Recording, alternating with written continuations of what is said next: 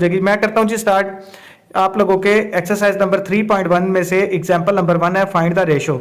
जब आप लोगों ने रेशो मालूम करनी है उसके लिए दो क्वेश्चन दिए हैं। पहले पार्ट ए दिया हुआ है, पार्ट ए है जी 200 ग्राम्स टू 700 ग्राम। हम लोगों ने 200 ग्राम और 700 ग्राम के दरमियान निस्बत मालूम करनी है, रेशो मालूम करनी है।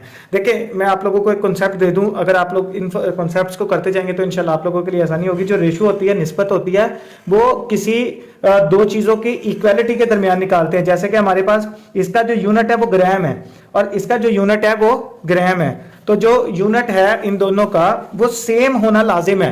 अगर आपके पास यूनिट सेम नहीं होंगे तो आप लोगों के पास जो है वो निस्बत नहीं निकलेगी। तो दो इक्वल चीजों के दरमियान, जैसे इसका यूनिट है ग्राम और इसका यूनिट है ग्राम, तो जब आप लोगों के पास यूनिट सेम होंगे तो आप रेशो निकाल सकते हैं। अगर इधर किलोग्राम होता और इधर ग्राम होता तो हम लोग उसका रेशो नहीं निकाल सकते थे, पहले यूनिट सेम करना पड़ेगा।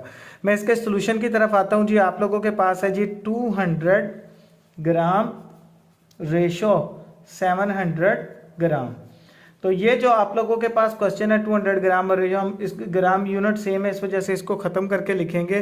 तो इसको हम लोग लिख सकते हैं 200 रेशो 700।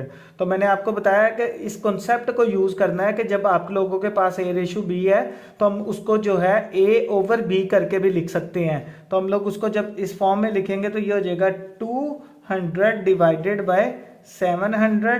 तो ये मेरा बेटा आप लोग इसको कट भी कर सकते हैं, नहीं भी करेंगे तो इसको 2/7 करके भी हम लोग लिख सकते हैं। तो जब ये 2/7 है तो इसको हम लोगों ने रेशो मालूम करनी है, तो रेशो मालूम करने के लिए हम उसको दोबारा उसमें ही लिख देते हैं। 2/7 है, ए रेशो बी था तो उसको ए ओवर बी लिखा, और अगर कहीं पर ए ओवर बी लिखा होगा तो हम उसको ए रेशो बी करके, तो 2/7 है तो हम लोग उसको लिखेंगे 2/2 रेशो 7, और यही इसका आंसर है।